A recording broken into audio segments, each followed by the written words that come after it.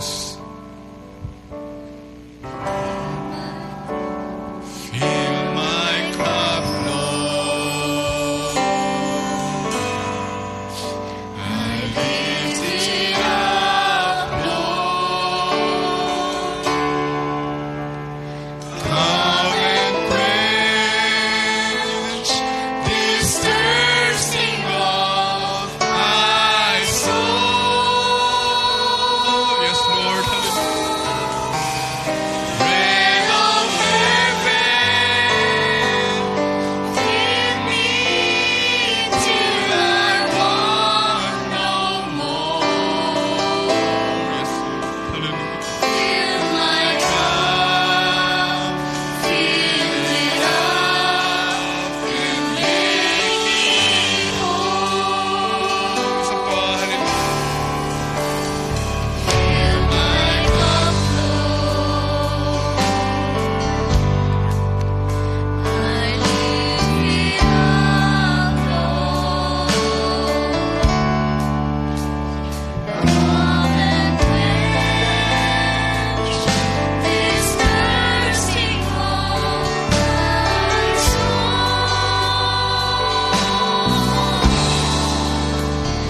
Bread of heaven, feed me till I want no more. Yes. Fill my cup, fill it up. Once again, hallelujah. Ay umawit sa Panginoon. Hallelujah. Mula sa ating mga puso, mga kabataan. Fill my cup, Lord. Yes, Lord. Hallelujah. I lift it up, Lord. Come and quench this thirsting of my soul. Bread of heaven, feed me till I want no more. Fill my cup, fill it up, and make me whole. Hallelujah. Mari ba nating palakpakan natin Diyos?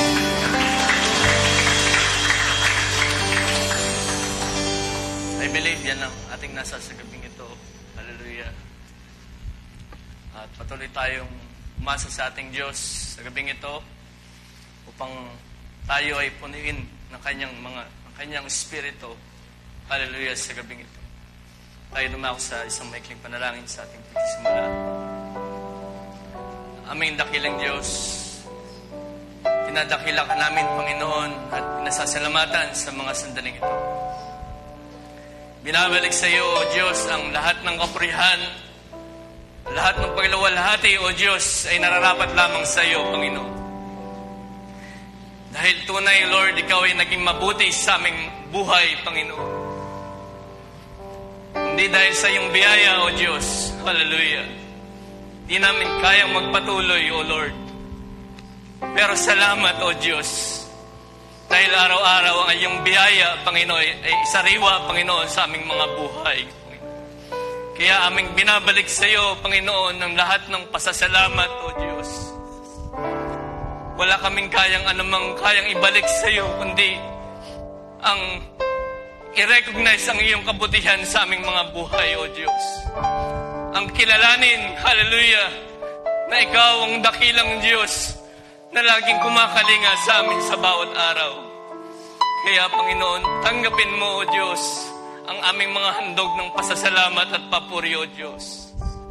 Hallelujah, purihin ka, Panginoon, sa iyong likas na kabutihan sa amin. At sa mga sandaling ito, O Diyos, wala kaming kayang itago sa iyo, O Diyos. Nalalaman mo, Panginoon, ang aming mga kahinaan. Nalalaman mo, O Diyos, ang aming mga kasalanan. Ang lahat ng aming mga pagkukulang, O Diyos. At hindi namin kayang magmalaki sa iyo, Panginoon. Dahil kami ay tinulad mo, O Diyos, sa mga putik na walang kakayanan sa kanyang sarili. Kaya aming ibinababa ang aming mga sarili sa iyong harapan, Panginoon. Gaya ng aming inawit, O Diyos, ibuhos mo ang iyong Santong Espiritu sa gabing ito, O Diyos. Na ikaw ang aming maranasan, O Diyos. Hallelujah, sa bahay, sambahang ito. Ikaw ang aming pinunta rito, O Diyos. Ikaw ang aming, hallelujah, ikaw ang purpose, O Diyos, ng aming paglilingkod, O Diyos. Kaya minsan pa kami, O Lord, ay lumalapit sa iyong trono ng awa, Panginoon. Dumadalangin, O Diyos, at nagpapatira pa.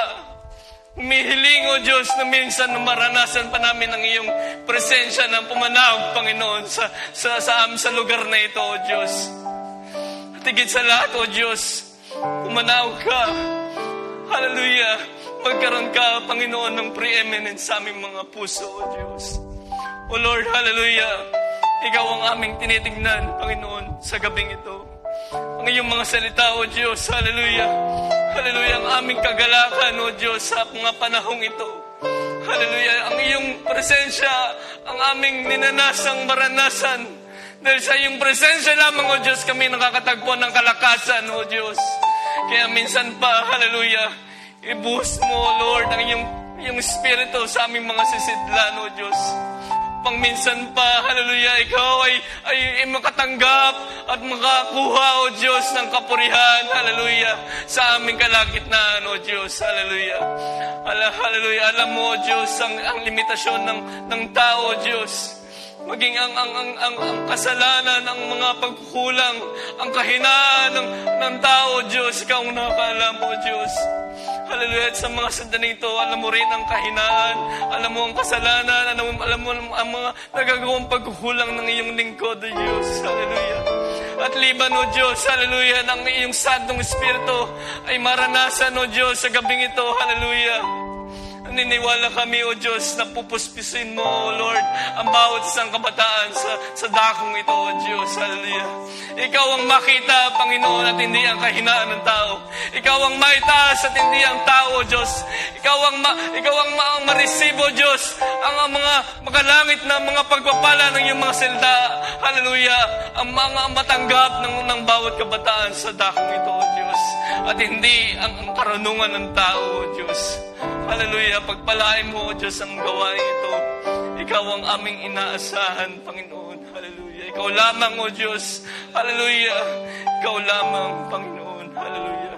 Purihin ka, Panginoon. Hallelujah. Pagpalain mo, O Diyos, ang aming mga, hallelujah, ang aming mga pagsasaluhan, O Diyos, sa gabing ito. Walang iba kundi ang iyong mga salita, O Diyos. Kasihan mo ito, hallelujah. At hayaan mo, Lord, di po ka mo ang durangawan ng iyong langit upang magbuhos, Lord, ng pagpapala mula sa iyong mga salita, O Lord, patungo sa mga kabataan na narito, O Diyos.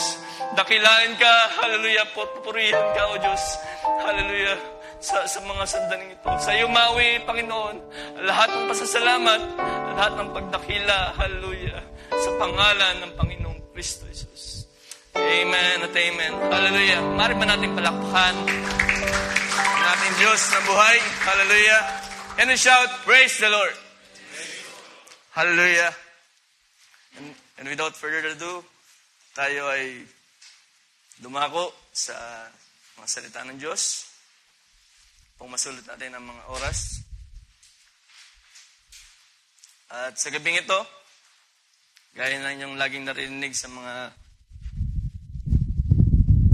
tumatayo sa inyong harapan, mga kabataan, kayo ba ay umaasa sa ating Panginoon sa gabing ito? Umasa tayo sa Kanya sapagkat nasa Kanya lamang ang buhay. Nasa Kanya ang lahat ng pagpapala, mga spiritual na pagpapala. At sa hindi pagkatagal, tayo tumungo sa ating verse sa gabing ito. Punta tayo sa aklat ng Ephesians, chapter 5, verse 18 to 21. At bago makalimutan, tayo bumabati na isang pinagpalang gabi. At tumihiling na ng inyong dalangin para sa inyong kapatid na magbabahagi sa mga sandaling ito. Ephesians chapter 5, verse 18 to 21. Sabi dito, and do not be drunk with wine, in which is dissipation, but be filled with the Spirit. Yan din ba ang inyong mga desire, mga kapatid? Na tayo ay puspusin ng ating Panginoon? Sa 19,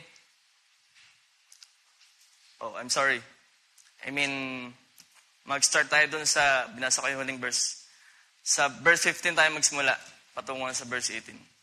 So, nasabi ko na yung ating pag-uusapan. Sa verse 15 tayo magsimula. Sabi dyan, see then that you walk circumspectly, not as fools, but as wise. Verse 16,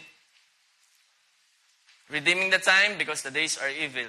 17, therefore, do not be unwise, but understand what the will of the Lord is. And verse 18, yung ating binasa, and do not be drunk with wine, in which is dissipation, but be filled with the Spirit. Can you say amen to the word of God? So, you may be seated. Okay, mahal na mga kapatid. At muli, isang magandang gabi sa bawat isa. I hope na tayo ay safe and sound at merong kagalakan sa ating mga puso na nagpapasalamat sa Panginoon na tayo ay kanyang iningatan sa mga nagdaang araw. Kayo ba iningatan ng Panginoon, mga kapatid? And I believe, kasama ng pag-iingat ng Panginoon, kayo rin ay pinagpala ng Panginoon sa mga nakaraang gawain. So, sa gabing ito, umaasa ang Diyos na tayo ay attentive sa kanyang mga salita. At alam nyo ba, I know, ang pinunta natin dito ay magpasalamat at magpuri, magpasalamat at sumamba sa ating Diyos. Pero alam nyo ba, mga kapatid, na ang pagpupuri, ang pagpapasalamat at ang pagsamba sa ating Diyos ay hindi lamang dapat nako-contain sa oras ng awitan. Kayo ba ay agree sa bagay na yan? Sabi ng kasulatan, alam ng Panginoon ang ating pag-upo. Alam ng Diyos ang ating paghiga. At alam ng Diyos ang lahat-lahat sa atin. Kaya ang Diyos ay nakatingin sa inyo, mga kapatid, sa mga sandaling ito. Na bagaman kayo ay nakaupo sa inyong mga kinaupuan, naroon pa rin ang inyong pagpapasalamat. Nariyan pa rin ba kayo para magpuri sa Panginoon? At yan ay tunay na bagay, mga kapatid. Ang mga kabataan sa panahon nito, tinawag ng ating propeta sa huling panahon na backbone of the church. At ang backbone ay, ang alam natin sa backbone, siya ay matibay. At kung tayong mga kabataan ay tinatawag ng mga backbone ng Iglesia ng Diyos, hindi ba dapat tayo ay merong kalakasan sa pagpupuri? Tama ba, mga kapatid? And then, ang Diyos ay hindi kayo pipigilan para magsabi ng amen at hallelujah sa inyong mga kinaupuan. Kahit hindi sabihin ng nagsasalita sa unahan na tayo ay magsabi ng praise the Lord, ng amen, ng hallelujah, karapat dapat ng Diyos para papurihan. Kahit tayo ay nakaupo lamang sa ating mga kinaupuan. At gaya ng nabanggit ko kanina, ang Diyos ay umaasa na kayo ay patuloy na magpupuri at sasamba sa ating Diyos. Diba? Kapag tayo ay binibigyan ng isang bagay, halimbawa, binigyan kayo ng regalo. Ano yung una niyong sinasabi? Salamat. Thank you. Pero hindi ba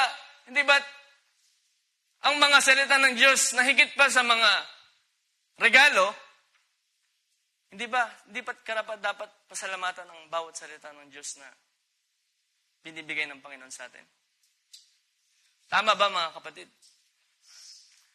At nawa, kung gaya ng inawit natin kanina at kayo tinanong ko, nais ba nating puspusin ng Espiritu ng Diyos sa gabing ito?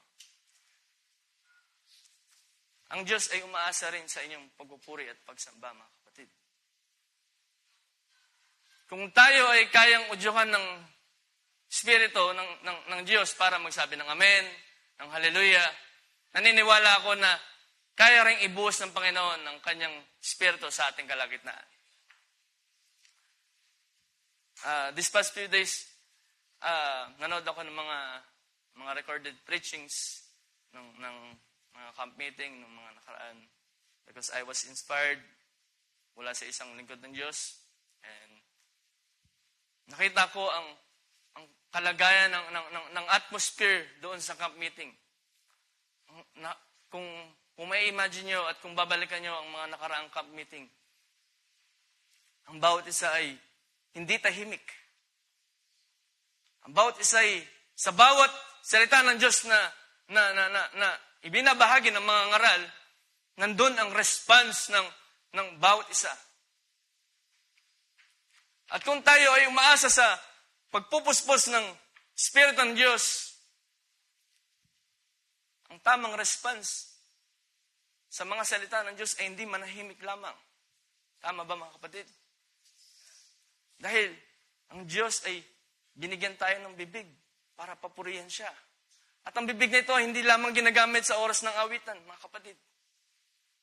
Even sa pakikinig ng mga salita ng Diyos, ang Diyos ay naghihintay ng inyong mga response, ng pasasalamat mula sa kanyang mga salita. Hallelujah! At sa gabing ito, nandyan ba kayo mga kapatid?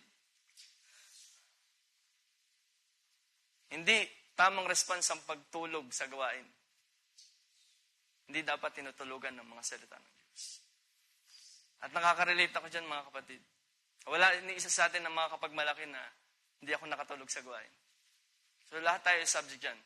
Pero ang Diyos ay nagre-remind sa mga sandaling ito. Sino ang nagpapasalamat? Na ang Diyos ay nagpapaalala sa atin. Kaya patuloy tayong magpuri, patuloy tayong magpasalamat kahit tayo ay nakaupo lamang habang tayo ay nakikinig ng mga salita ng Diyos. Sa gabing ito, before ako mag-start, siguro marahil hindi lang na-inform si Brother Gideon. So, hindi ako yung youth leader, Brother Tim pa rin. So, yun. Ako'y nagpapasalamat sa ating Panginoon Diyos na binigyan ng privilege pang makapagbahagi ng kanyang mga salita. At dalangin ko na idalangin niyo rin ako mga kapatid sa mga sandaling ito. So, without further ado, ang pag-uusapan natin sa gabing ito mula dun sa ating binasa sa verse 18, sabi dyan, "And do not be drunk with wine, in which is dissipation, but be filled with the Spirit." So, ang topic natin ngayon ay merong title na, "What Fills You?" Ano ang pumupuno sa'yo? Ano ang pumupuno sa'yo? So, kayo na lang yung makakasagot niyan. Sa mga panahon na ito, ano ang pumupuno sa inyo? Ano ang pumupuno sa atin? Tayo ngayon mga kabataan ay nasa henerasyon na ang lahat ng tao ay napupuno ng mga makamundong bagay. They are filled with a lot of things na makakapagpuno ng kanilang mga satisfaction. Some were filled by, nakalungkot nga lang, covetousness. Dahil sa hirap ng buhay. To the point na, dahil sila ay doomed, or sila ay totally nadaya ng kaaway, sila ay pumapatay. Ang ilan ay puno ng galit sa kapwa. Diba, madalas natin nakikita yan sa mga daan, sa mga road rage. Some were filled by lust of the eyes.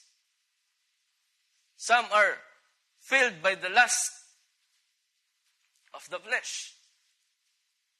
And some were filled by the pride of life. At yan ay tunay sa ating panahon. Sabi sa 1 Timothy chapter 3, verses 1 to 5. Verse 1, "But know this, that in the last days perilous times will come. For men will be lovers of themselves. See? Ang tao ngayon sa ating henerasyon ay may magiging mga maibigin sa kanilang mga sarili. Lovers of money, boasters, proud, blasphemers, disobedience to parents. Maging ang mga kabataan ngayon ay wala nang paggalang sa kanilang mga magulang, ay mga masiwain. And I pray, ang mga kabataan, sa mga sandaling ito, na narito sa dakong ito, ay mga obedient to parents. Unthankful, mga hindi mapagpasalamat, unholy, unloving, unforgiving, slanderers, without self-control. Ang mga tao ngayon ay without self-control. Brutal, despisers of good, traitors, headstrong, haughty, lovers of pleasure rather than lovers of God, having a form of godliness but denying its power. And from such people, turn away. Yan ang ating henerasyon na kinabubuhayan, mga kapatid. They were filled of those worldly things. At sabi ng propeta Joel, madalas nating naririnig to, that in the last days, sabi ng Diyos, I will pour out my spirit upon all flesh. Sino ang ready na mapuno, hindi ng mga makamundong bagay, kundi ng spirito ng Diyos sa mga sandaling ito? Yan ang nais ng Diyos. Ang nais ng sanlibutan ay mapuno ng mga bagay na makakapag-satisfy sa kanilang mga laman. Pero ang nais ng ating Diyos ay tayo ay mapuno ng kanyang espiritu. And who among us, sa gabing ito, ang merong malalim na pagnanasa na mapuspos ng espiritu ng Diyos? And before we go on, mga kabataan, siguro short activity lang. Siguro mga 5 seconds. Nais kong gamitin ang ating imagination sa ating pag-usapan sa gabing ito. I want you to think of as a thing. Mag-isip kayo ng isang bagay or ng daily activity na kumukuha ng inyong mga oras sa mga, halimbawa, sa linggong ito. Ready na kayo? Mag-isip kayo ng isang bagay o daily activity na kumukuha ng oras ninyo sa mga nagdaang araw. Okay na? Dahil naniniwala ako na ang isang tao, aman, ay kaya niyang i-assess ang kanyang condition on what fills the most of his time. Tama ba? Kaya mong i-assess yan. Halimbawa, nasa mahabang oras na nasa initan ka ng araw. So, ano yung mararamdaman mo? Alam mo yung condition mo. Mainit. Tama ba? Halimbawa, sa kwarto, the aircon yung kwarto mo. So, ano yung mararamdaman mo? Siyempre, yalamig ka. O halimbawa, busog na busog ka dahil napuno ka ng pagkain. So, alam mo yung condition mo. I believe that a man can assess his condition on what fills the most of his time. Ang oras natin sa trabaho, ang oras natin sa school, sa pamilya, sa bahay, o maging sa ating mga sarili, hindi naman yan masama. Lalo na kung ginagawa natin yan para sa kapurihan ng Panginoon. Tama ba? Pero, kung merong bagay na kumukuha ng inyong oras, ng ating oras, sa ating commitment sa Panginoon, lalo na sa mga bagay na kalooban niya, halimbawa, ang pananalangin, ang pagbabasa ng kanyang mga salita, na nagbibigay sa atin ng kalakasan, kung meron mang ibang bagay liban doon, we should check up ourselves. Kailangan natin isisahin kung tayo ba ay nasa pananampalataya pa. Kaya ng sabi ni Paul. But if prayer and meditation, kung ang pananalangin at ang pagbubulay-bulay sa salita ng Diyos takes a big part of your everyday life, sa ating pang-araw-araw na buhay, bilang mga followers of Christ, kayo ba ay mga followers of Christ? Then, it will manifest sa ating mga kilos, sa ating pananalita. Dahil ang isang tao na napupuno ng mga makabundong bagay, ng mga bagay na walang kabuluhan, ang kanyang mga aksyon, ang kanyang mga salita na lalabas sa kanyang bibig, ay magiging mga makamundong mga pananalita din. Mga makamundong mga actions din. But if prayer and meditation takes part or takes a big part sa ating pang-araw-araw na buhay bilang mga tagasunod ni Kristo, then it will manifest in your action, mga kapatid. It will manifest through our actions. At kung magmanifesto sa ating mga aksyon, sa ating mga kilos at pananalita, ang Diyos ay maluluwalhati. Ang Diyos ay makakakuha ng kaluguran. Nais siya bang makakuha ng kaluguran sa ating Panginoon? Then, yun ang sikreto. Magkaroon tayo ng oras sa Panginoon. Sa pananalangin at sa pagbubulay-bulay. And I pray na hindi natin yan nakakaligtaan, mga kapatid. Sabi sa John 15, verse 7 to 8, if you abide in me, and my words abide in you, you will ask what you desire, and it shall be done for you.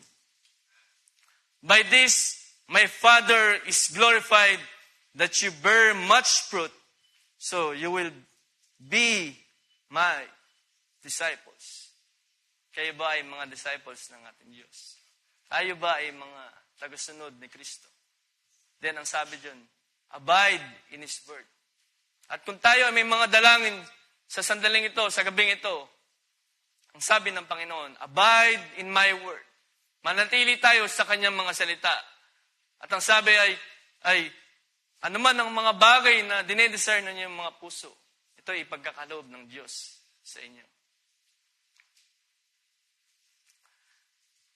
Prayer and meditation, kung yan ay merong malaking part sa ating buhay, tayo ay magbubunga ng mga bunga ng Espiritu ng Diyos. But on the other way around, mga kapatid, if a person, kung ang isang tao ay babad, siya ay napupuno ng mga makabundong bagay, ng mga bagay na so much enticing. Alam niyo yung enticing? Yung kaakit-akit. Kung ang isang tao ay napupuno ng mga bagay na gaya na yun, ang kanyang spiritual condition ay critical. And it will take the Spirit of God upang siya ay i-revive. Hallelujah. That is why ang Apostol Pablo ay nag-remind sinimulan niya ang kanyang reminders, ang kanyang warning sa verse 15. Ang sabi diyan, see then that you walk circumspectly, not as fools, but as wise. Si Apostol Pablo ay nagbibigay ng payo, ng warning sa mga mananampalataya na maging maingat sa paglakad, sa kanilang mga daan, in their ways, na maging maingat sa kanilang mga actions, sa kanilang mga choices. Yung ways natin binasa, yan yung mga synonyms yan. Si Apostol Pablo ay nagre-remind, nagwa-warn sa mga mananampalataya na maging maingat sa lahat ng lakad, sa pananalita, sa mga pagpili. Siya ay nagbibigay ng warning. Be careful. Sa ibang salin, ganyan yun. Be careful in your walk. not as fools, but as wise. Sino ang mga wise sa mga sandaling ito? Sa biyaya ng Diyos. Because, karamihan sa ating henerasyon, they choose to spend and fill their time on those things and habits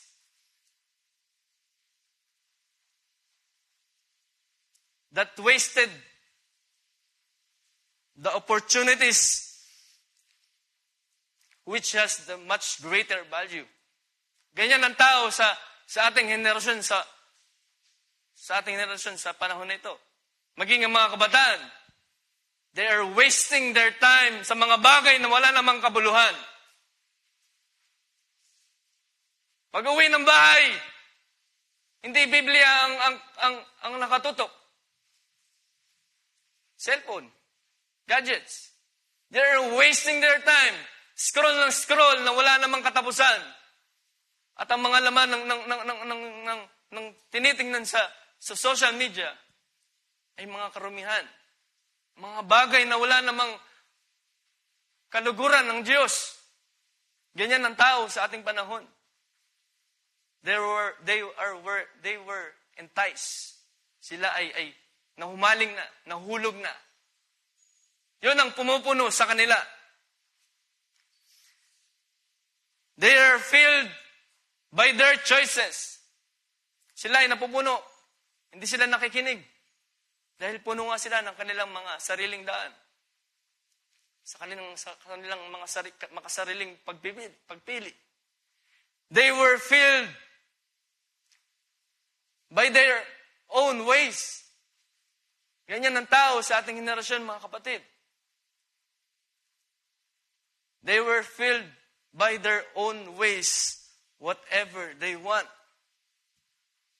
Pag pinalahalanan mo pa, galit pa yan. Mag-pray ka naman. Ngayon nga lang ako makakapagpahinga eh. Kailangan ko ng me time. Then, pag chinek mo naman yung mga pinagtitignan sa social media, puro wala namang kabuluhan. Ganyan ang tao sa ating panahon, mga kapatid. They choose always to spend their time sa mga bagay na ang Diyos ay hindi naman makakalugod o mabibigyan ng kaluguran. They are filled by their own ways, mga kapatid. Alam niyo ba yung backslider? Sino ang familiar sa inyo sa term na backslider? Diba, ang backslider, ang idea natin, those person that draw back from the faith. Tama ba? Sila ng mga tumalikod sa pananampalataya, sila ng mga hindi na nag-church, sila ng mga napagod na sa paglilingkod o napanghinaan na ng loob. Pero alam nyo ba na ang salita ng Diyos ay may katotohanan din patungkol sa salitang ito about sa backslider? Puntahan natin yung Proverbs chapter 14 verse 14 to 16. Sabi dyan, the backslider in heart will be filled with his own ways. Tama ba? The backslider in heart will be filled with his own ways. Ganyan ang kalagayan ng taong napupuno ng kanyang mga sariling daan.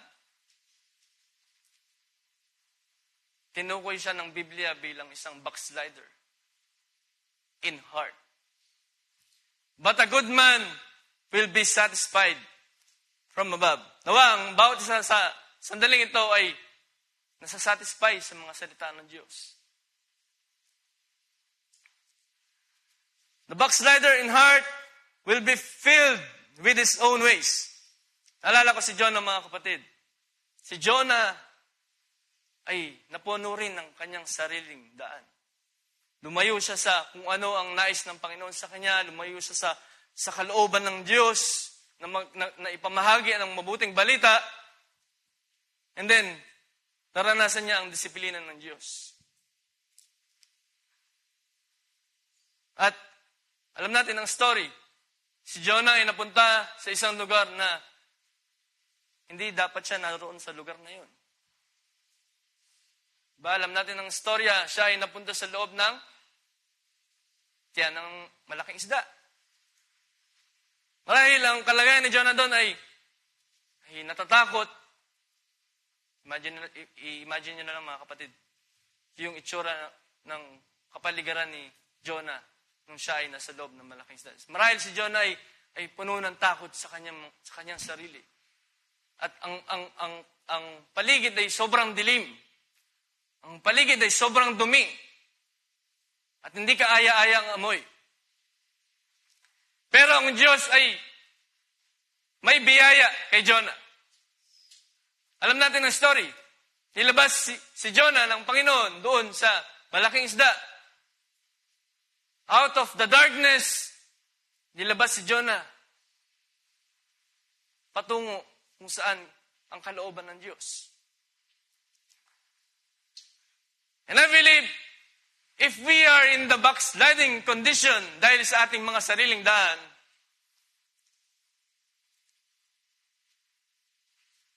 ang right way para makabalik sa biyaya o sa kalooban ng Panginoon ay lumuhod at manalangin sa Kanya. Gayon ang ginawa ni Jonah. Hindi siya basta umiyak na lang nung siya ay naroon sa loob ng malaking isda. Ang ginawa ni Jonah, siya ay nanalangin at umibig sa Panginoon. I pray, nagagawa pa rin natin yan, mga kapatid. Nagagawa niyo pa rin yan, mga kapatid, sa mga panahon na ito. If we are in the backsliding condition na tayo ay napuno ng mga sarili nating daan, the only way is to get down on our knees at humingi ng awa sa ating Panginoon. At naniniwala ko, out of darkness, kaya tayong ilabas ng Panginoon sa madilim na kalagayan, patungo sa liwanag ng Kanyang mga salita. Sabi dyan, the backslider in heart will be filled with his own ways, but a good man will be satisfied from above. And I pray tonight that ang bawat sa atin ay merong kagalakan, merong pagpapasalamat sa bawat salita ng Diyos na ating narinig. Ang paalala ng Panginoon kanina, hindi kayo pipigilan para magpuri sa Panginoon. Hindi tayo pipigilan para magsabi ng amen at mag-response sa mga salita ng Diyos na higit pa sa mga kayamanan ng mundo. Kung tayo ay may kagalakan kapag tayo ay tumatanggap ng mga bagay na material, naniniwala ko na mas karapat dapat ng Panginoon para pasalamatan sa Kanyang mga salita. Tama ba, mga kapatid? Sa verse 15, sabi doon, the simple, sa Tagalog, tinawag na musmos o bata. The simple believes every word. Hindi bang pinaliniwalaan o sinasampalatayanan ng mga salita ng Diyos? The simple believes every word.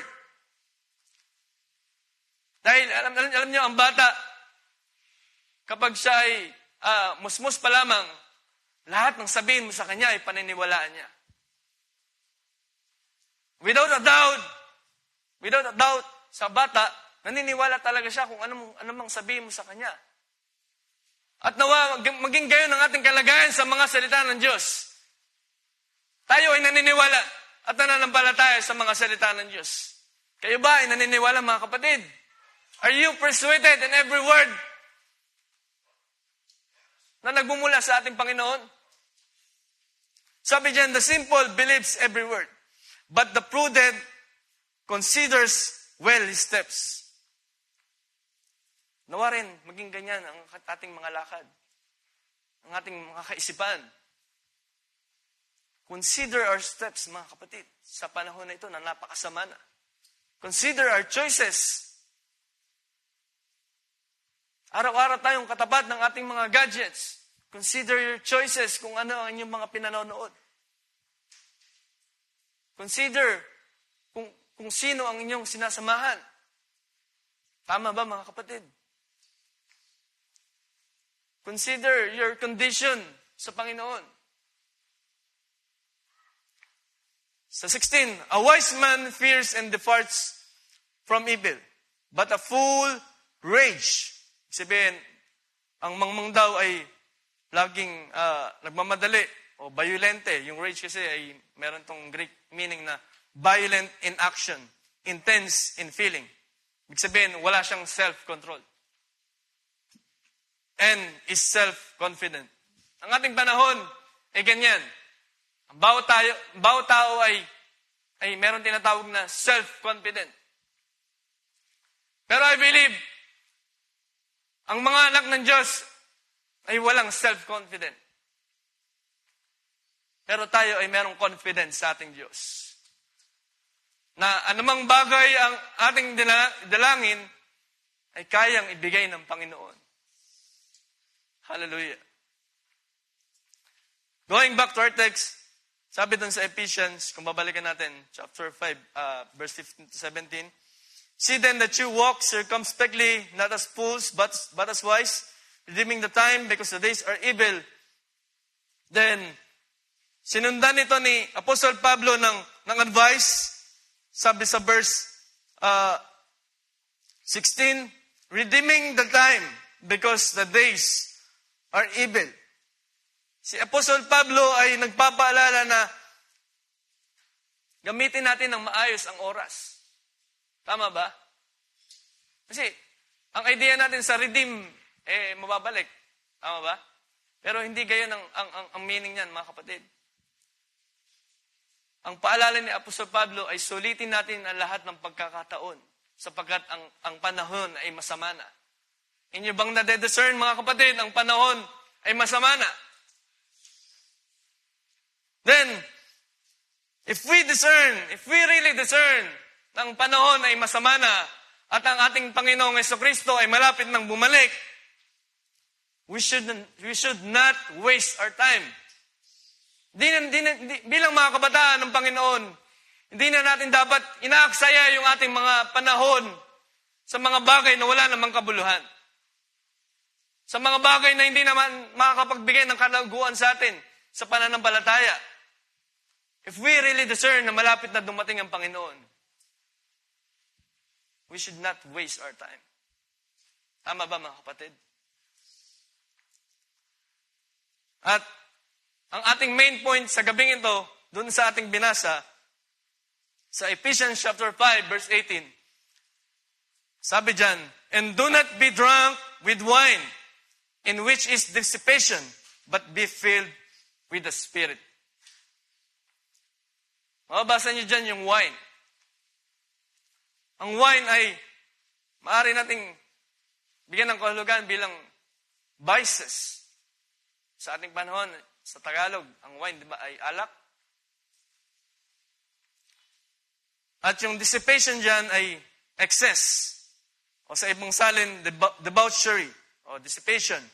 Na may meaning na excessive indulgence in sensual pleasure. Although, hindi naman na-mention ni Paul na mayroong alcohol issue sa panahon ng Ephesian church. But, I believe na ang wine ay maaari nating makita bilang isang common vices ng tao. Alam natin yan sa mga tao na nasa sanlibutan. Lalo na sa mga na-addict na sa alak. Wine is a common vices of men.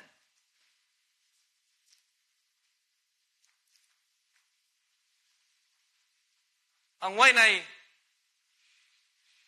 sabi sa isang pag-aaral, merong isang pag-aaral na nagsasabi na ang alcohol addiction ay merong itong masamang epekto sa tao upang siya ay ma-loss of control. Diba, alam natin yan sa mga nalalango sa alak.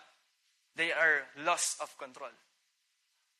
At pwede nating iambing ang wine dito sa mga layaw ng tao. Sa mga layaw na na wala namang kabuluhan.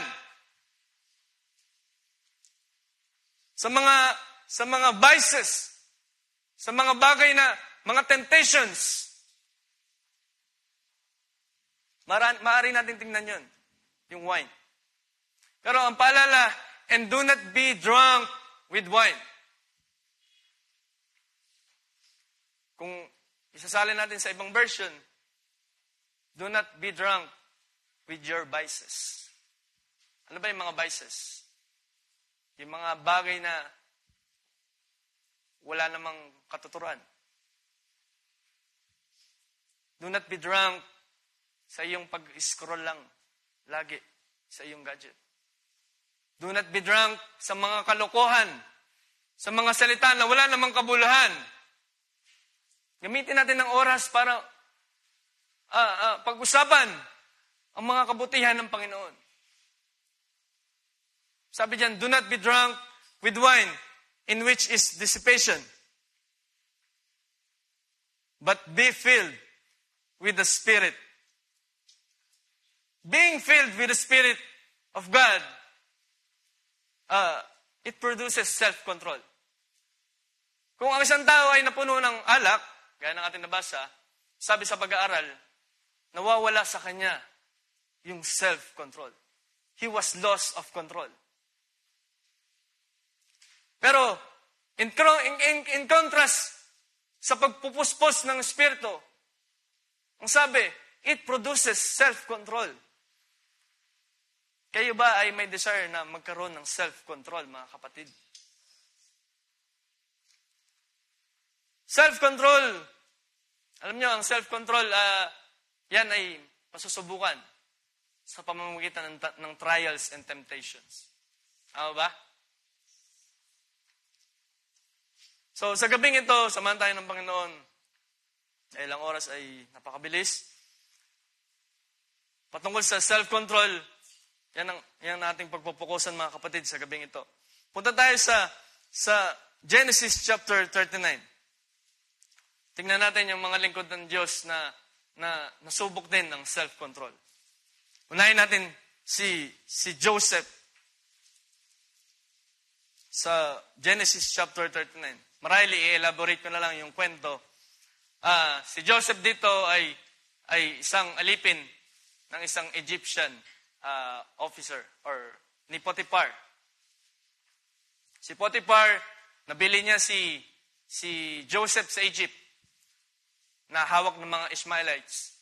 Yan si Joseph, isang slave nung time na yon. At nabili siya ni Joseph at ginawang katiwala sa kanyang bahay.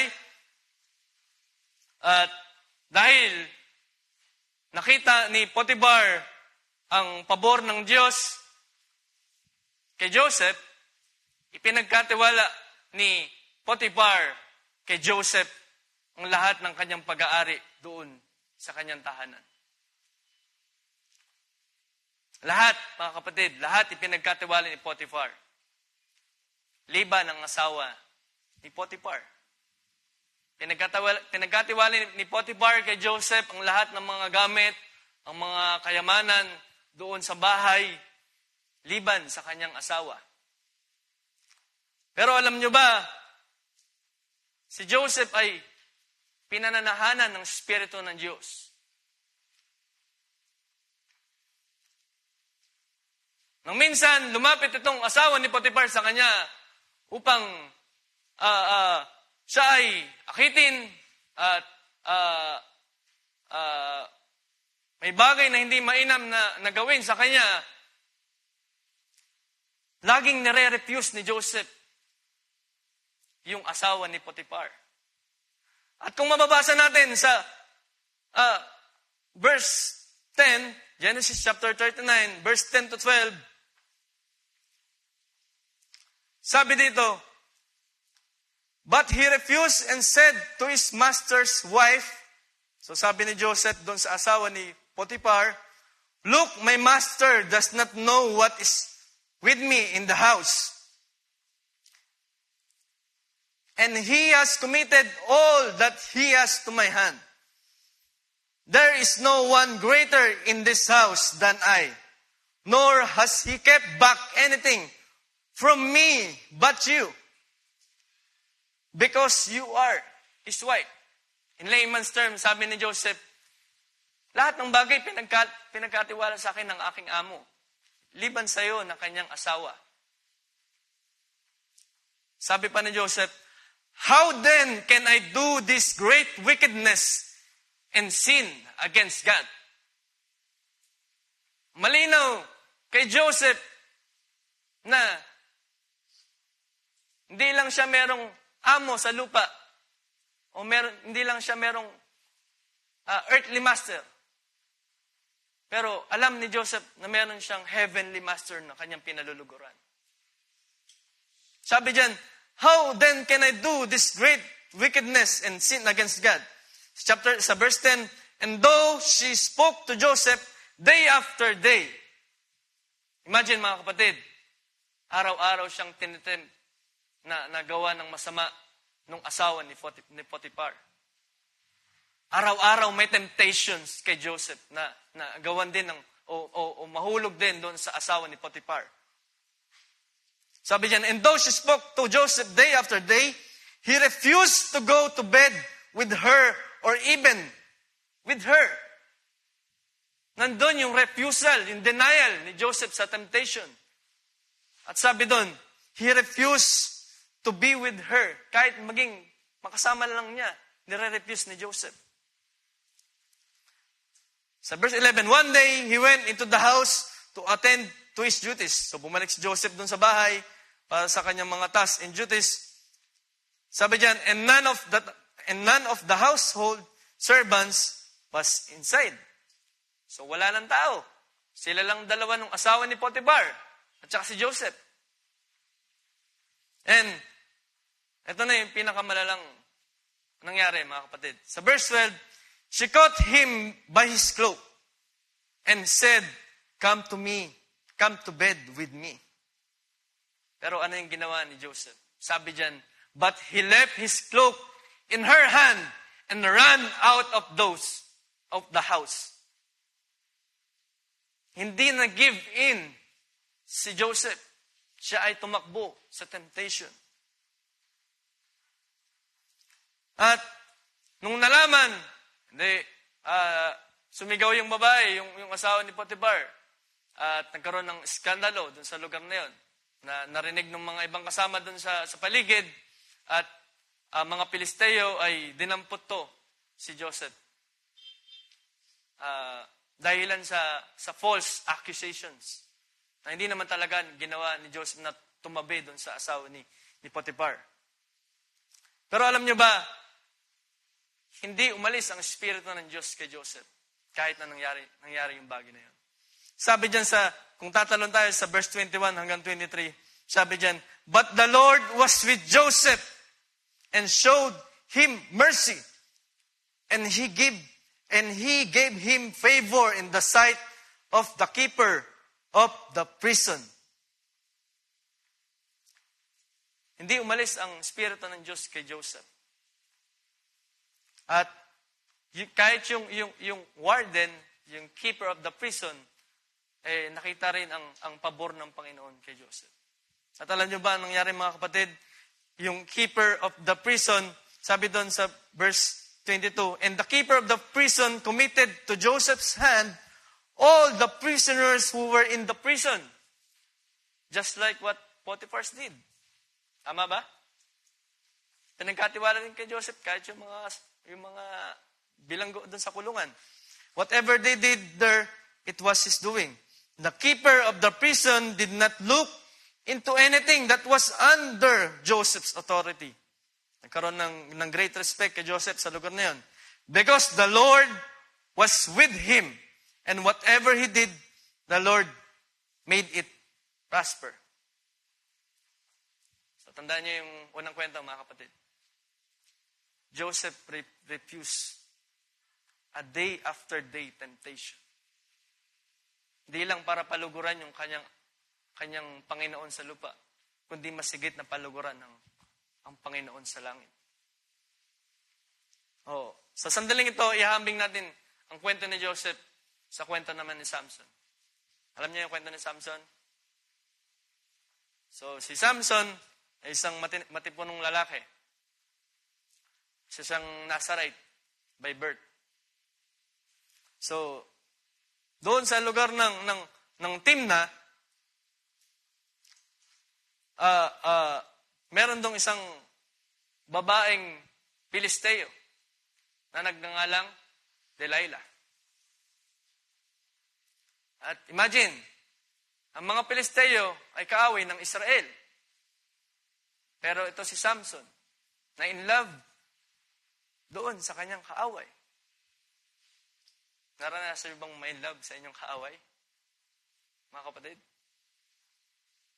Kung ang kaaway mo ay ang Satanas, hindi mo siya dapat mahalin. Tama ba, mga kapatid? Pero, spiritually discerned si Samson.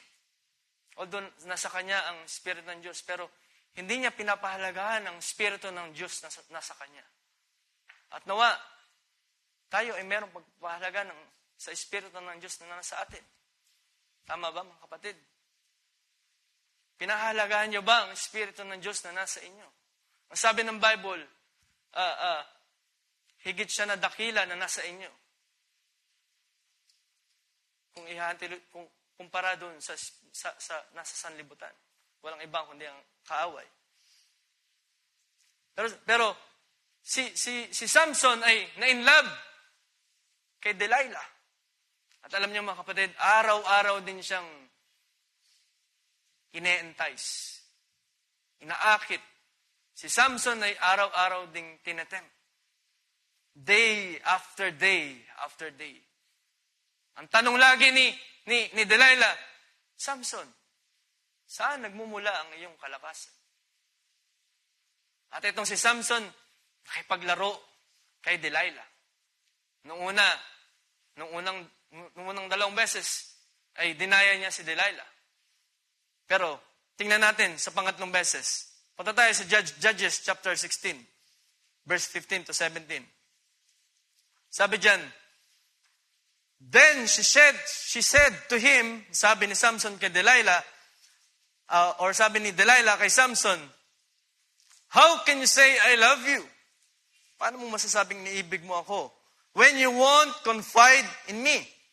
This is the 3rd time you made me fool and haven't told me the secret of your great strength. So sabi ni Delilah, pangatlong beses mo na akong niloloko, Samson. Hindi mo pa rin sinasabi yung kung saan nagmumula yung kalakasan mo. Sa verse 16, with such nagging, she prodded him day after day until he was sick to death of it. Nandun na yung desperation nitong si Delilah para makuha o para malaman ang sikreto ng kalakasan ni Samson. Sa verse 17, so he told her everything. Sinabi ni Samson, nag-give in si Samson. Naging marupok si Samson sa temptasyon. Nag-give in siya sa temptation. Sabi dito, so he told her everything. No razor has ever been used on my head, he said, because I have been a Nazarite dedicated to God from my mother's womb. If my head were shaved, my strength would leave me, and I would become as weak as any other man. So, nalaman ni Delilah at nahulog si Samson sa temptasyon ni Delilah. Sinabi niya na kung aayhitin ang buhok ko, ay magiging tulad ako ng kahit ninuman. Ibig sabihin, kahit ninuman na napaka-limited na lakas. Dahil alam natin ang story ni Samson, siya ay man of great strength, physical strength. Alam natin kung ilang kaaway yung kanyang kayang patayin. Ganun ang stature ni Samson. Pero, isang babae lang ang nakapagpatumba kay Samson. Sa dami ng kanyang kinalaban, sa dami ng kanyang pinatay, sa isang babae lang siya natalo. At imagine, kaaway nila yung nakatalo sa kanya. Without knowing. Nag-give in si Samson sa temptation. Kung titingnan natin sa verse 19, ito yung nangyari. Verse 19. Si Samson ay sobrang confident sa kanyang human strength. Nandun yung kanyang self-confident. Gaya ng nabasa natin kanina. Nandun yung tiwala niya sa kanyang sariling lakas. Pero hindi niya alam yung nangyari. Dahil kung babasahin niyo yung kwento, si Samson ay nakatulog. Nakatulog siya. At di niya alam, nandun na yung mga kaaway, yung mga Philistine, para siya ay kalbuhin. At mawala yung kanyang kalakasan, yung kanyang supernatural strength. Sa verse 19 sabi rito, then she lulled him to sleep on her knees. So ito yung patutog ni Delilah si Samson sa kanyang knees, sa kanyang lap, and called for a man and had him shave off the 7 locks of his head. Then she began to torment him, and his strength left him. So nawala yung supernatural strength kay Samson. So verse 20, and she said, the Philistines are upon you, Samson. So he awoke from his sleep and said, so ito na si Samson, nagising na. Dala-dala ang kanyang self-confidence sa kanyang human strength. Sabi niya, I will go out as before at other times. So, sabi niya, I will go out as before at other times and shake myself free. So, sabi niya, wala, papagpagin ko lang yan. Yung mga kaaway na yan, papagpagin ko lang. Or kaya kong talunin, sabi ni Samson. But he did not know that the Lord had departed from him. Hindi alam ni Samson. Nandun pa rin yung kanyang self-confidence sa kanyang sarili. Pero hindi niya alam, wala na pala ang Espiritu ng Diyos sa kanya. At gayon ang mangyayari, mga kapatid, kapag tayo ay nag-give in sa temptation. Hindi kayang manahan ng Panginoon sa taong puspos ng mga makalamang bagay. Makalamang pagnanasa. Hindi kayang manatili ng Espiritu ng Diyos sa mga gayong tao. Ang unang point na gustong iparating sa ating mga binasa, in comparison kay Joseph and Samson, it takes the Spirit of God to have self-control. Are you agree, mga kapatid? It takes the Spirit of God to have a self-control, to withdraw in temptation. Hindi kaya ng ating mga human strength na kaya mag-withdraw sa temptation. And it takes the Spirit of God. At sino sa inyo ang may desire ng bagay na yan?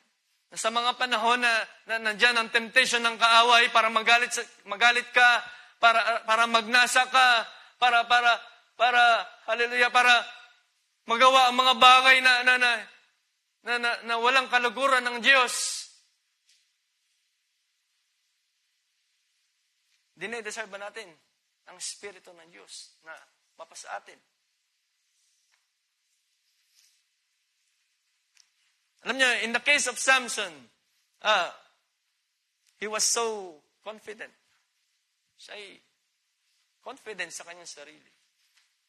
At higit pa ron, siya ay nakipaglaro sa temptation. Marahil, kung meron ng cellphone sa panahon na yun, si Samson, marahil scroll siya ng scroll. Ng mga bagay, mga lustful images and videos na makikita niya sa kanyang cellphone. Imagine ko kung nasa panahon na yun, siguro si Samson ay gaya rin ng mga kabataan na nasa sanibutan. Sila ay nahumaling na sa gadget na all the time ay scroll ng scroll at kung ano-anong mga bagay ang pinanonood sa social media na wala namang kabuluhan. Samson was full of confidence sa kanyang sarili. Siya ay nakipaglaro sa temptation. Until such time na siya ay nag-give in sa temptation. Tama ba mga kapatid? Dahil sa pakikipaglaro niya sa temptation, in the end, nag-give in siya sa temptation. And came to the point na ang Espiritu ng Diyos ay iniwan siya. Nawa, wala tayong self-confidence sa ating mga sarili, mga kapatid. Kundi ang confident natin ay umasa sa kalakasan ng Diyos sa mga temptation na dumadating sa atin. Ganyan di ba ang inyong mga nasa, mga kapatid? Nabigyan tayo ng Panginoon ng kalakasan. Hallelujah! Don't waste your time. Sabi ng paalala kanina, if temptation comes, kneel into prayer. Lumuhod tayo sa ating Diyos. Humibig tayo na Panginoon, hallelujah, ito na naman yung temptation. Temptation, Panginoon, na magnasa, O Diyos, na magalit, Panginoon. Temptation na mag-isip ng hindi masama, o mag-isip ng masama sa aking kapatid. Ang Lord ay gracious na tayo ay bigyan ng kanyang kalakasan. At ang tanging daan, mga kapatid, ay humibig at dumalangin sa Panginoon sa mga panahon na tayo ay tinetempt ng kaaway. At naniniwala ko, kaya tayong bigyan ng kalakasan ng ating Diyos na buhay. Just like kung ano yung na-experience ni Joseph. In the case of Samson, may self-confidence siya sa kanyang sarili at nakipaglaro. Until such time na siya ay nag-give in sa temptation. Then, ang Espiritu ng Diyos ay lumayo sa kanya. But in the case of Joseph, I believe, hindi niya rin nagawa yan sa kanyang sarili lamang. Tama ba? Joseph overcame the temptation by the Spirit of God. Napagtanggumpayan ni Joseph yung temptation. Hindi dahil siya ay merong sariling kalakasan, pero naroon sa kanya ang Espiritu ng Diyos. At binigyan siya ng kalakasan, mga kapatid. Imagine, day after day, lumalapit sa iyo yung temptation.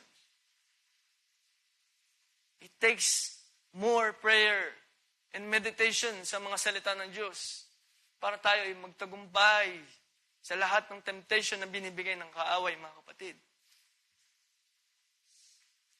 Ang strategy ng kaaway, mga kapatid, ay dalhin tayo sa makalamang labanan. Diba? Sabi niya ng Bible. Yan ang strategy ng kaaway. Pero, sabi rin ng Bible, na ang ating labanan ay hindi sa laman at dugo, kundi sa Espiritu. Yan ang tanging paraan, mga kapatid. Ang daan para tayo ay mag-triumph, ma-overcome ang temptation is to kneel in prayer. Prayer in the Spirit. At kung kayo ay mayroong mga temptation na kinakaharap, ang Diyos ay nagpapaalala. Kneel in prayer. If meron kang mga temptation.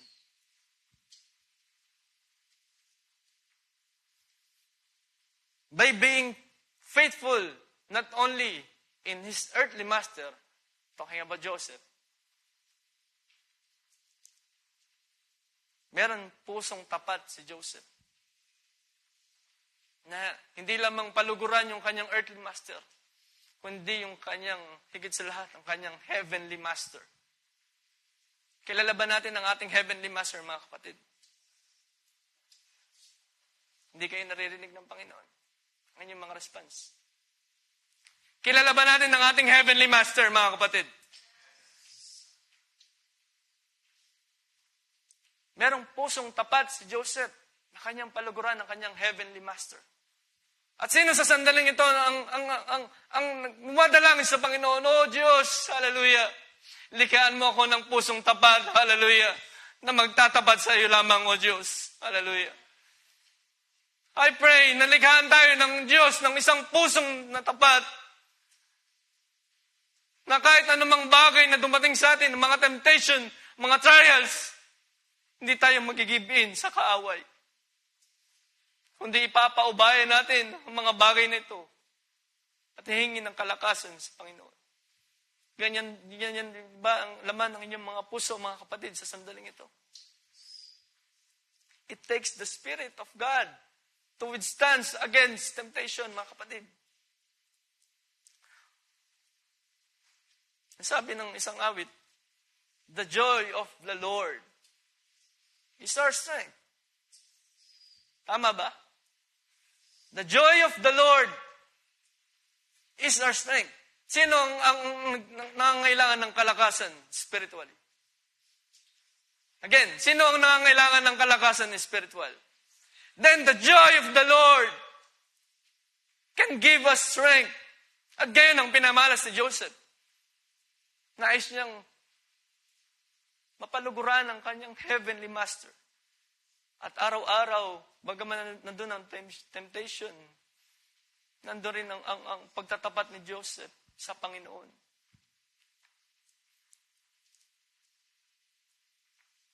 Proverbs chapter 25, verse 28, ating basahin. Sabi dito, Proverbs chapter 25, verse 28, marahil ibang salin itong babasahin ko. Sabi dito, a man without self-control. I think ESV to. A man without self-control is like a city broken in two and left without walls. Inayin tulad ng Bible, ng isang tao na walang self-control sa kanyang sarili, ay katulad sa isang bayan na walang walls, walang security, walang defend. Gayon ang tao na walang self-control sa kanyang sarili. Ang kaaway ay kayang pumasok at pumasok ng pumasok. Kapag ang isang tao ay walang self-control, kayang nakawin ng kaaway anuman ang mga bagay na meron sa kanya.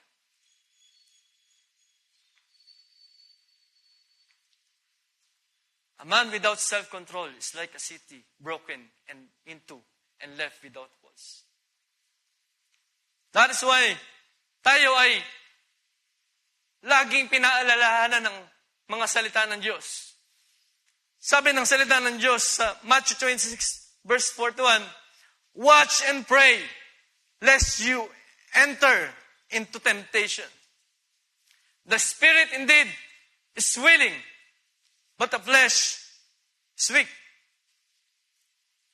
Ang Diyos ay muling nagpapaalala sa atin muli, mga kapatid.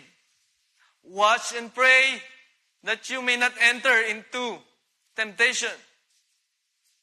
Nawa sa ating pag-uwi, hindi lamang tayo manalangin sa gabing ito, kundi maging sa ating mga tahanan. Sabi ng Bible, do not cease to pray. At ang taong laging mapanalanginin at laging umaasa sa kalakasan ng Panginoon, kailanman ang kaaway ay hindi kayang nakawin ng mga bagay na binigay ng Diyos sa kanya. Tama ba, mga kapatid?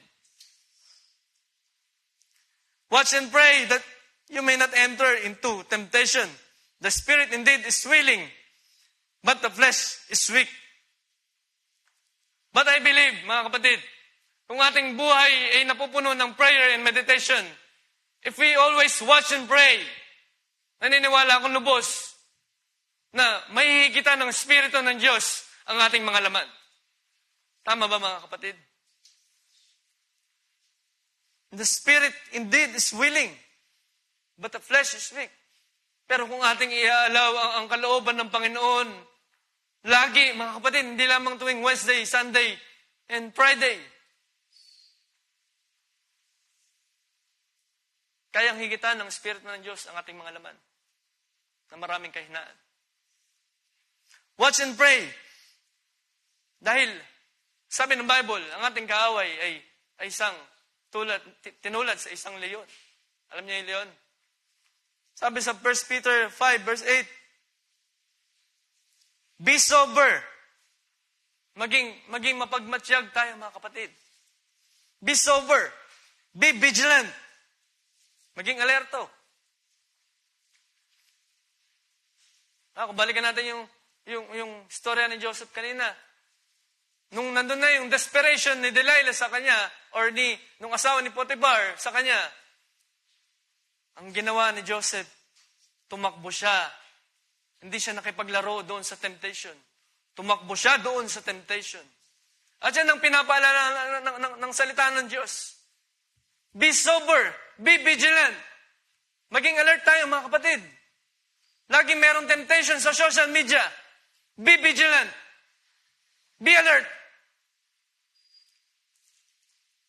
Because your adversary, the devil, walks about like a roaring lion, seeking whom he may devour. Kapag naging pabaya ang isang kabataan sa mga salita ng Diyos, sa pananalangin, sa pagbubulay-bulay ng salita ng Diyos, kaya siyang sakmalin ng kaaway. To the point na hindi na niya niluluwalhati ang Diyos. At lagi nang dinedenay na makagawa ang Diyos sa kanyang buhay. Dahil bakit? Siya ay napuno na ng mga makalamang mga bagay sa kanyang puso. If temptation comes, ask the Lord for the strength.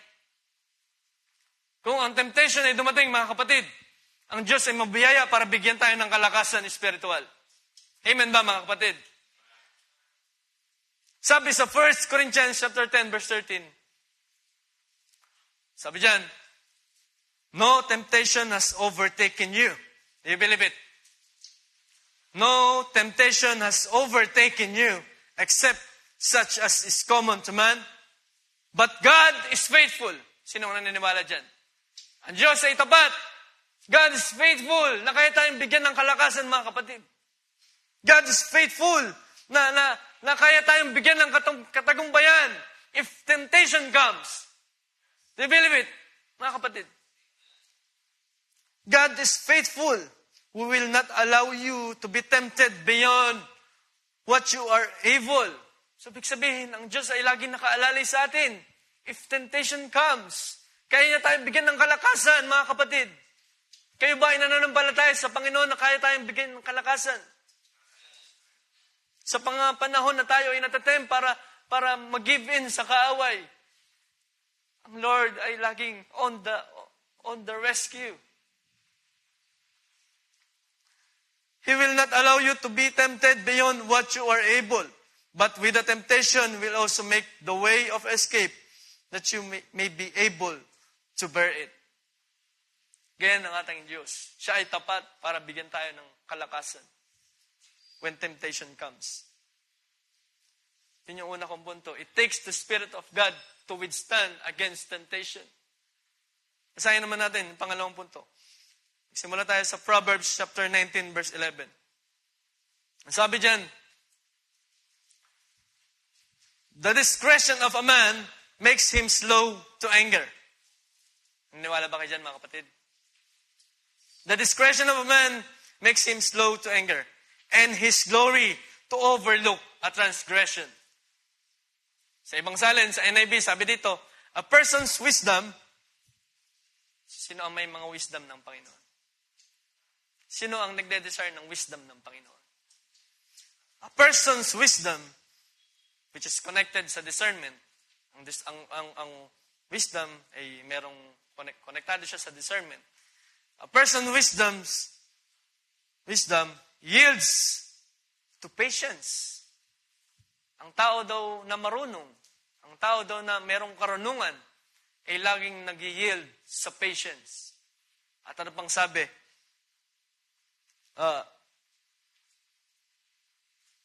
It is to one's glory to overlook an offense. Ito daw ay kaluwalhatian sa taong nagpapalampas ng mga pagkakamali.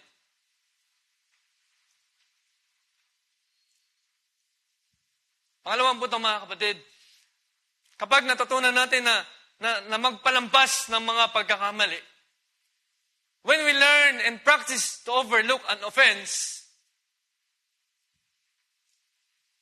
the Spirit of God is in control. Naniniwala ba kayo dyan, mga kapatid? Kapag ating ina-exercise na palampasin ang pagkakamali ng isang kapatid, ang Diyos ay gumagawa sa atin. Do you believe it, mga kapatid? If we overlook kung ating pinapalampas ang kahinaan ng isang kapatid at dinadalangin siya sa Panginoon, God is working with us. Amen? God is working with us. So sa bagay na yan, tingnan natin ang buhay ni Haring David. Dito sa 1 Samuel chapter 24, verse 1 to 6. Ito yung tagpo na matapos magtagumpay ni Haring David laban sa mga Philistines. Kung alam niyo yung kwento, sa laban niya kay Goliath, ito yung tagpo. Basahin natin sa verse 6. 1 Samuel chapter 18, verse 6. Sabi diyan, Now, it had happened as they were coming home, when David was returning from the slaughter of the Philistines. So, si David daw ay galing sa pakikipagbaka sa mga Pilisteo, that the women had come out of all the cities of Israel, singing and dancing. So, to meet King Saul with tambourines, with joy, and with musical instruments. So, mula sa labanan, bumalik sila sa kanilang city. At sila ay sinalubong ng mga kababayan nila ng isang, sa layman's term, party. So sila ay nagdiwang, mga kapatid. Sa verse 7, sabi rito, So the women sang as they danced and said, Saul has slain his thousands. Thousands, mga kapatid, libo lang. Pinatay daw ni Saul ang mga kaaway sa libo lamang. And David, his 10,000s. So nagkaroon ng comparison. Ang natalo ni Saul ay thousands. Pero ito si David. Nagalak ang mga kababayan niya dahil nalaman nila na higit lamang sa libo yung tinalo ni David. 10,000s yung tinalo ni David. So verse 8, Then Saul was very angry, and the saying displeased him, and he said, They have ascribed to David 10,000s, and to me they have ascribed only thousands. So si Saul ay nag-iinit na yung tenga sa galit dahil sa inggit. Dahil mas maraming natalo si David kaysa sa kanya. Now, what more can he have but the kingdom? So verse 9, So Saul eyed David from the day forward. Doon nagsimula ang galit ni Haring Saul kay David dahil sa inggit. And I pray na hindi makapasok ang espiritu ng inggit sa mga anak ng Diyos. Na every time na tayo ay halimbawang merong bagong gamit or may achievement ng isa, sabi ng Bible, tayo ay makigalak sa mga nagagalak. Instead na tayo ay mainggit, tayo ay makigalak sa mga nagagalak. Tama ba, mga kapatid? Then, doon nagsimula yung hunting game. So, I call it hunting game. Dahil kung babasahin nyo doon, saan man magpunta to si David, lagi siyang sinusundan ni Saul para huntingin, para patayin. At kung babasahin nyo yung story, ano sila? Away-bate. May mga ganyan ba sa mga kapatid? Sa ating mga kapatid sa tahanan, lagi pa tayong away-bate. Ganyan yung senaryo nila ni Haring Saul, ni David. Sila ay laging away-bate. Pero si David ay merong kalikasan na hindi tinitingnan si Haring Saul sa laman. Lagi niyang nare-regard si Haring Saul as chosen by God. Na pinahiran ng Panginoon. So, fast forward, so nangyari yung hunting game sa kanila. Pagka, halimbawa, si Jonathan kasi yung spokesperson ni Haring David dahil malapit si Jonathan kay David. So, every time na magkakaroon ng reconciliation, etong si Haring Saul ay lagi siyang balak patayin.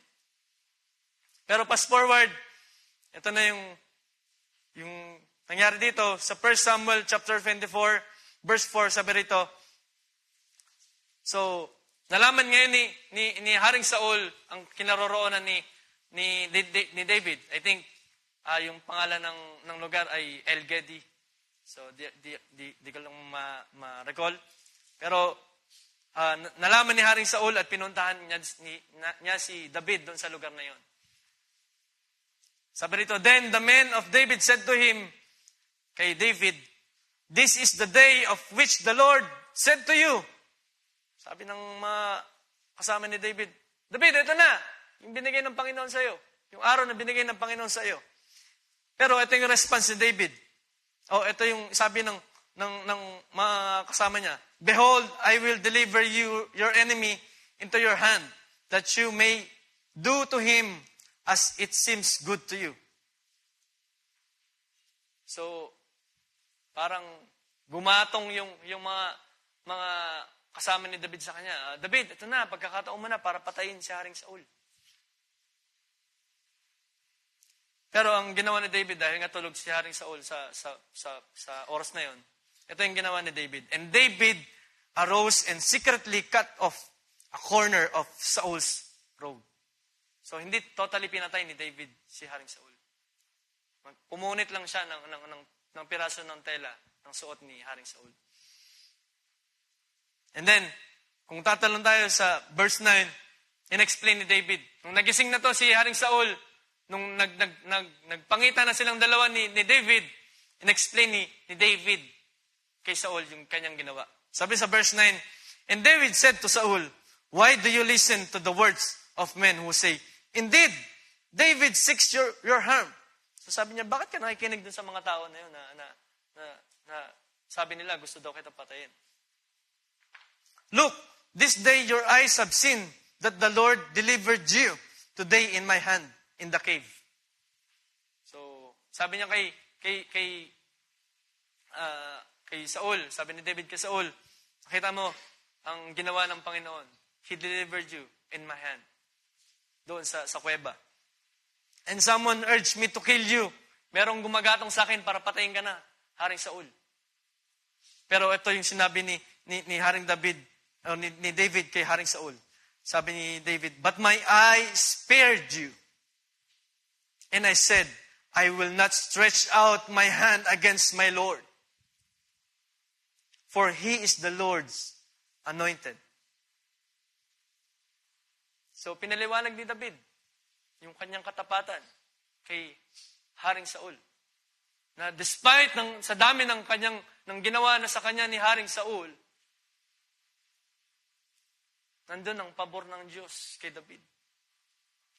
At ang pabor ng Diyos na ito ay dumaloy patungo kay Saul. Then, kung tatalon tayo sa verse 16, ito naman yung naging response ni Haring Saul kay David. Sa verse 16 to 18, so it was when David had finished speaking these words to Saul, that Saul said, is this your voice, my son, David? So, para bagang si Haring Saul ay naimasmasan sa kanyang galit. Is this your voice, my son David? And Saul lifted up his voice and wept. Umiyak si Haring Saul sa harapan ni David. Dahil nakita ni Haring Saul yung pabor ng Diyos kay David. Then he said to David, you are more than righteous than I, for you have rewarded me with good, whereas I have rewarded you with evil. So, sabi ni Saul, imbis na magalit ka sa akin, ay ginawan mo pa ako ng mabuti. Yan ang sabi ng salita ng Diyos, mga kapatid. Kung meron sa ating gumagawa ng mga offenses, ang sabi ng Bible, balikan niyo sila ng mabuti. Tama ba? Na instead tayo ay magalit din, ay magbalik din ng same offense sa kanya, ang ibalik natin ay pag-ibig ng Diyos. sa mga naka-offend sa atin. Yan ang bagay na nakalugod-lugod sa harapan ng Diyos. Na despite ng may mga offenses na nagagawa sa atin, nakukuha natin magpatawad. And I believe David was under the Spirit of God. He was under the Spirit of God. He was controlled under the Spirit of God, mga kapatid. To control himself sa temptation na patayin tong si Haring Saul. With great honor sa lingkod ng Diyos, na-overlook ni David ang transgression, ang offense na nagawa sa kanya ni Haring Saul. At malinaw sa kanya na itong si Haring Saul ay pinili rin ng Diyos. Isang lingkod na pinahiran ng Diyos. Na bagaman may kahinaan, may mga bagay na nagawa sa kanyang mali, na-recognize ni David na itong tao na ito ay pinahiran din naman ng Diyos. Isang lingkod ng Diyos na pinahiran, na anoint ng Diyos. At, alam niyo ba, it was the same sa atin, mga kapatid. Hindi ba tayo din ay mga pinili ng Diyos? Tama ba? Kayo ba ay mga pinili ng Diyos? Sa biyaya niya? Mahina ata. Hindi narinig ng Panginoon. Kayo ba ay pinili ng Panginoon? You know, mga kapatid, time to time, marahil, tayo ay nasanay na sa tahimik na gawain. Pero alam niyo ba na ang Diyos ay nag-e-expect ng isang gawain na ang laman ng ating mga puso ay nagpupuri sa Kanya. Nagre-respond sa Kanyang mga salita. Yun ang mga bagay na makakapagbigay ng lugod sa Panginoon. Kapag tayo ay nasa oras ng gawain. Huwag tayong manahimik, mga kapatid. Binigyan tayo ng Panginoon para magpuri sa Kanya. Ilang panahon pa rin ba tayo paalalahan lagi na ang kalakasan natin ay bigay natin sa Panginoon sa oras ng pagpupuri. At ang pagpupuri, mga kapatid, ay hindi lamang nakokontain sa oras ng pag-awit. Ang oras ng pagpupuri sa Panginoon ay pag-respond sa Kanyang mga salita. Kung kayo ay nihipon ng Diyos, kung tayo ay nihipon ng Panginoon o pinapaalahan ng Panginoon, ang nararapat natin sabihin o maging response natin habang tayo ay nakikinig ng mga salita ng Diyos ay magpasalamat sa ating Diyos. Nagpapasalamat ba tayo kapag tayo ay pinapaalahan ng Panginoon? Then, ang Panginoon ay naghihintay ng ating mga response. Huwag tayong manatiling maging tahimik, mga kapatid.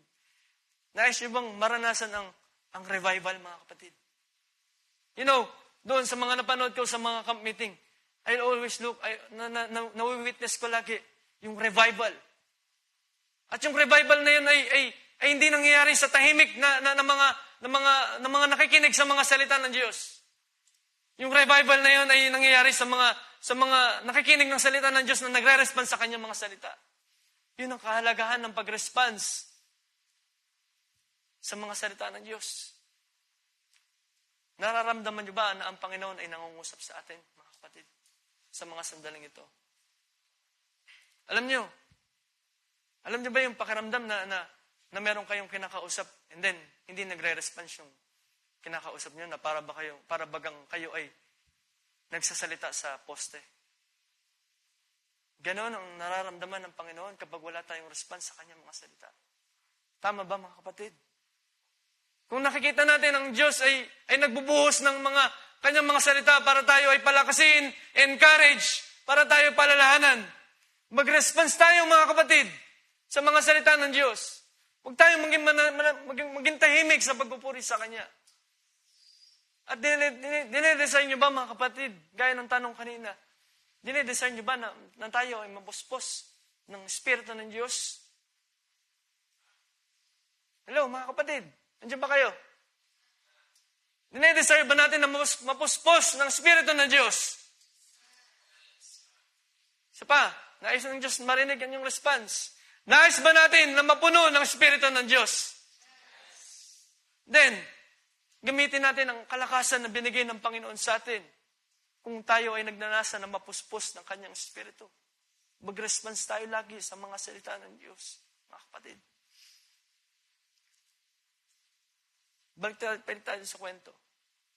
Na-overlook ni David ang offense na ginawa sa kanya ni Haring Saul. Dahil nakita niya na pinahiran ng Panginoon itong tao na ito na lingkod ng Diyos. Pero hindi ba gayon din ang kalagayan natin, mga kapatid? Tayo ba ay pinahiran ng dugo ng ating Panginoon? Nakikita niyo ba yan sa bawat isa, mga kapatid?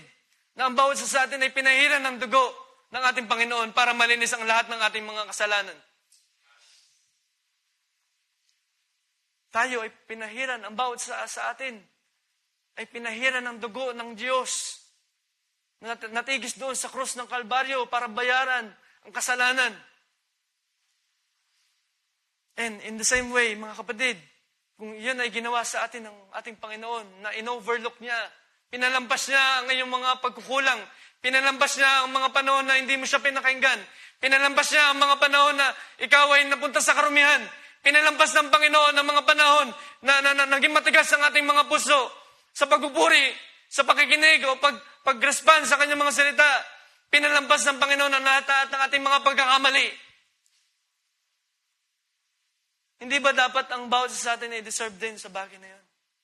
Na ating express sa mga panahon na merong magawang offense sa atin, mga kapatid. Hindi ba ang bawat sa atin ay pinahiran din naman ang salita ng Diyos, ng dugo ng Diyos? If God overlooks our offenses to Him, if God looks, or if God didn't look beyond our faults, I believe, ang bawat isa na makagawa ng mga bagay na offenses sa atin, ay karapat-dapat rin sa gayong bagay. Kung nagawa ng Panginoon sa atin na palampasin niya ang iyong mga pagkakamali, ang iyong mga pagkakasala, naniniwala ko na ang bawat isa ay nararapat din mag-express ng gayong bagay. Kayo ba agree, mga kapatid, sa bagay na yun? We should learn to overlook an offense and learn to forgive. Dapat tayong matuto na magpalampas ng pagkakamali. At sa atin ng mga nakagawa ng pagkakamali, matuto rin naman tayo mag-recognize ng ating pagkakamali. Right? Tama ba? Na hindi tayo magkikibit-balikan na, wala akong nagawa sa kapatid ko. Wala, malinis ang konsensya ko. No! That's wrong. Kung tayo ang nakagawa ng pagkakamali, we should recognize na nagkamali tayo. Sister, brother, patawarin mo ko. Di ba napakainam tignan ng gayong bagay, mga kapatid? Na sa mga panahon na makagawa tayo ng offenses sa bawat isa, makita, hindi ang pagkukulang ng isa, hindi ang pagkukulang ng isa, kundi makita ang pag-ibig ng Diyos na dumadaloy sa atin. Tama ba, mga kapatid? We should learn. Nararapat tayong matuto na magpalampas ng mga pagkakamali at mag-recognize naman ng mga nagawang mali. I pray, mga kapatid, na tayo ay puspusin ng Panginoon. Yan din ba ang inyong dalangin, mga kapatid?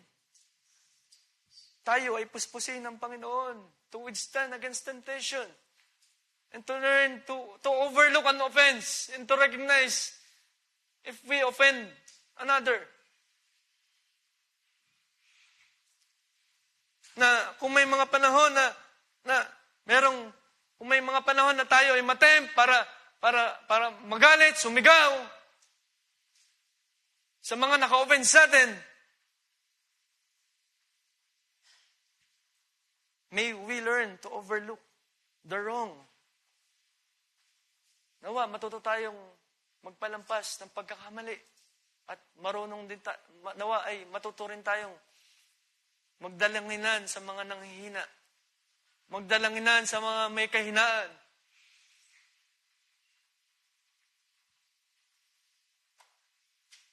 Kanina tinanong ko kayo, mga kapatid.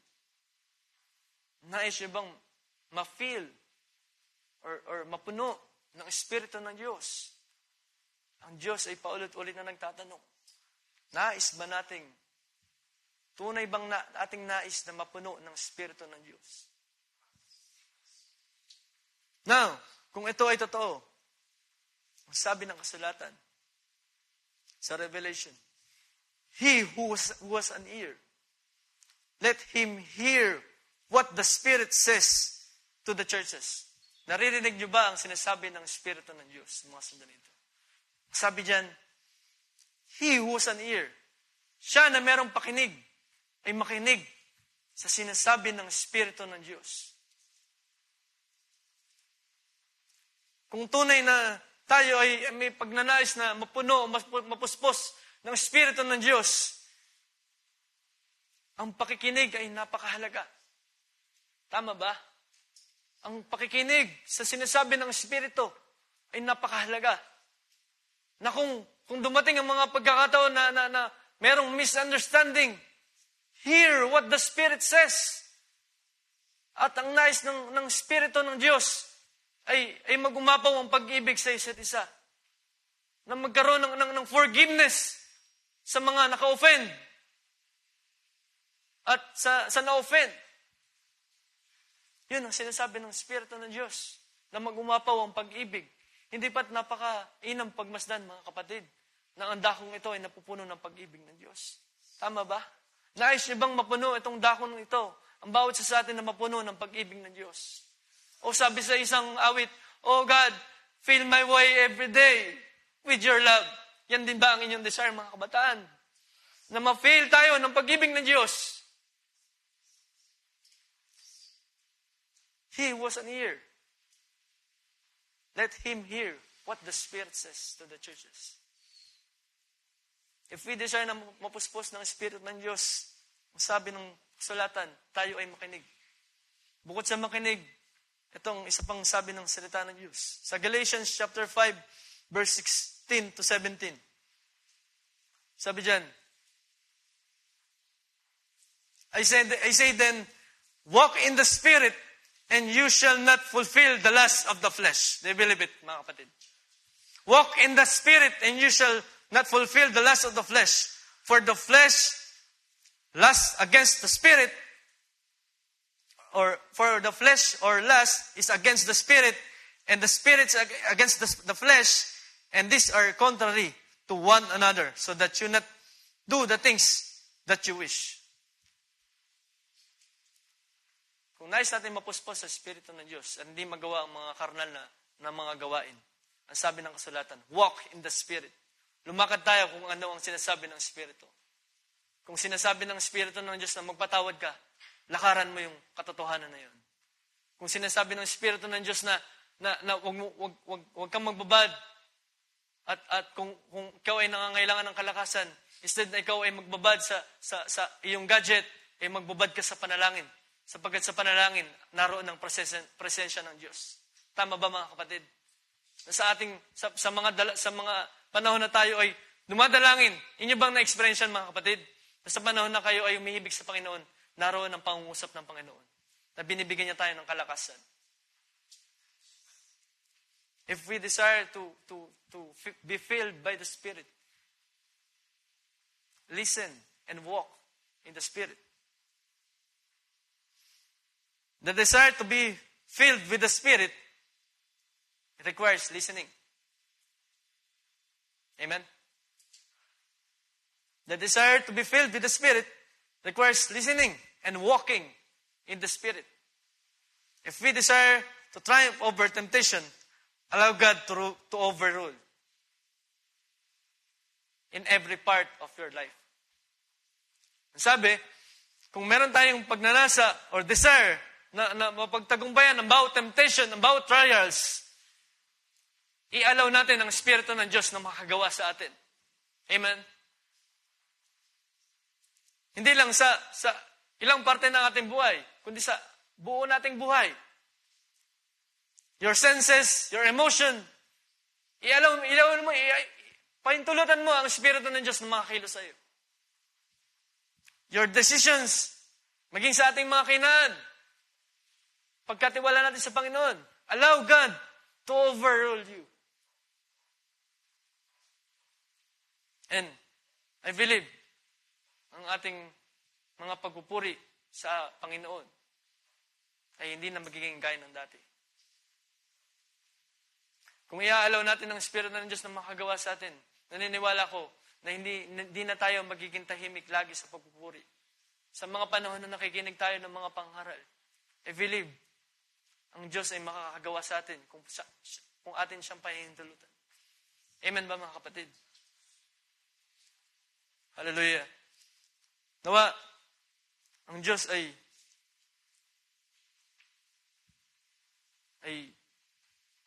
nakapasok sa ating mga puso sa gabing ito. At patuloy nating